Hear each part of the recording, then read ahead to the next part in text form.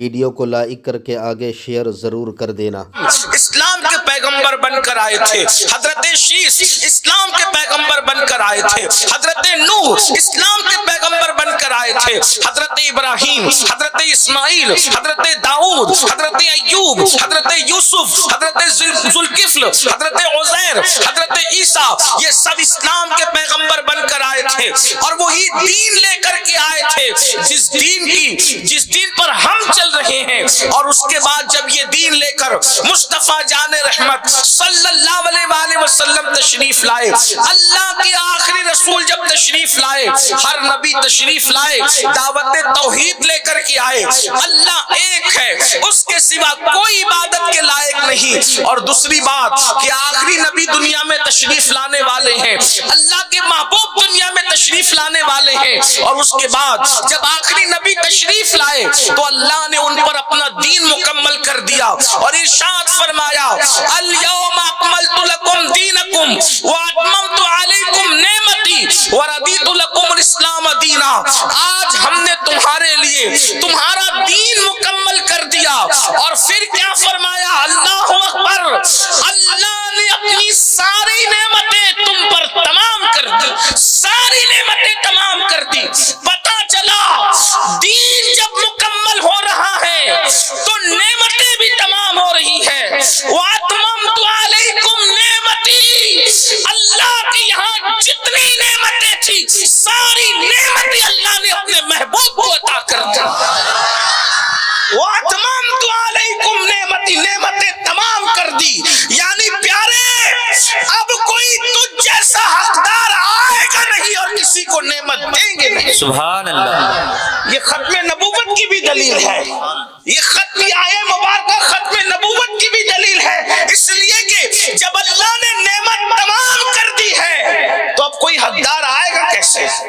اور جب ساری نعمتیں سونپ دی گئی، عطا کر دی گئی محبوب کو، اِنَّا أَعْطَيْنَاكَ الْكَوْثَرَ کہہ کر ساری کثرتیں تمہیں عطا کر دی گئی، پتہ چلا ساری نعمتیں اللہ نے محبوب کو عطا کر دی اور محبوب کا در دکھا دیا، اللہ اکبر، اور محبوب سے کہلوا دیا واللہ یعطی انما انا قاسم، اللہ عطا کرتا ہے اور میں بانٹتا ہوں، سبحان اللہ، میں تقسیم کرتا ہوں۔ اور پھر فرمایا وردیت لکم الاسلام دینا، ہم نے اسلام جیسی نعمت تمہیں دے کر ہم تم سے راضی ہو گئے۔ یعنی کس سے اللہ راضی ہے یا کس سے ناراض ہے؟ اللہ راضی ہے یا ناراض ہے اس کا فیصلہ قرآن کر رہا ہے۔ جس کے پاس دین ہے اس سے اللہ راضی ہے۔ اللہ فرماتا ہے اللہ نے اسلام جیسی نعمت تمہیں دے کر وہ تم سے راضی ہو گیا۔ دین کیا ہے؟ مذہب اسلام کیا ہے؟ اچھی طرح یاد رکھنا، جو دین اسلام پر مرے گا وہ جہنم میں ہمیشہ نہیں رہے گا۔ جو دین اسلام پر مرے گا، دین کتنا اہم ہے، دین کی اہمیت سمجھو۔ دنیا کی کوئی نعمت دے کر اللہ ہم سے راضی نہیں ہوا، لیکن اللہ جب راضی ہوا تو کون سی نعمت دے کر؟ دین کی نعمت دے کر۔ اور دین کتنی اہم چیز ہے، جنت ملے گی دین کی بنیاد پر۔ ایک ہے دین دے اور ایک ہے دین مذہب۔ تو دین دے کر مذہب دے کر اللہ ہم سے راضی ہو گیا، اللہ تبارک و تعالی ہم سے راضی ہو گیا۔ مطلب جنت ملے گی اسلام کی بنیاد پر، ایمان کی بنیاد پر، دین کی بنیاد پر۔ سب سے اہم دین ہے، دین سے اہم کچھ نہیں۔ اب اس کو صرف سمجھنے کی دین کی اہمیت سمجھو، دین کتنا اہم ہے۔ نمبر ایک، اگر مکہ المکرمہ جیسا شہر ہو، دین کی اہمیت سمجھے، کیونکہ ہماری قوم نے دین کی اہمیت ہی نہیں سمجھ۔ بڑا مسئلہ یہ ہے کہ دین کی اہمیت ہم نے سمجھا ہی نہیں، مذہب کی اہمیت سمجھی ہی نہیں، اسلام کی اہمیت سمجھی ہی نہیں۔ جب آپ دین سے دوری کے اسباب تلاش کرنے کے لیے بیٹھے ہیں تو پہلا سبب ہے کہ دین سمجھو، دین اور دین کی اہمیت سمجھو۔ دین کی اہمیت کیا ہے؟ مکہ جیسا شہر ہے، اس میں خانہ کعبہ ہے، اس میں زمزم کا کنواں ہے، اس میں صفا مروہ ہے، اللہ اکبر، اور ہزاروں مسجد سینے میں موجود ہے، ایک طرف وہ شہر ہے، ایک طرف وہ شہر ہے اور ایک طرف اللہ کا دین ہے۔ اب صحابہ کا امتحان ہے، مکہ قبول کرتے ہو یا اللہ کا دین قبول کرتے ہو؟ تو صحابہ نے ثبوت دیا، مکہ جیسا شہر تو چھوڑ سکتے ہیں مگر دین محمدی کو نہیں چھوڑ سکتے۔ سبحان اللہ، نعرہ تکبیر، نعرہ رسالت، اولاد غوث اعظم، نعرہ تکبیر۔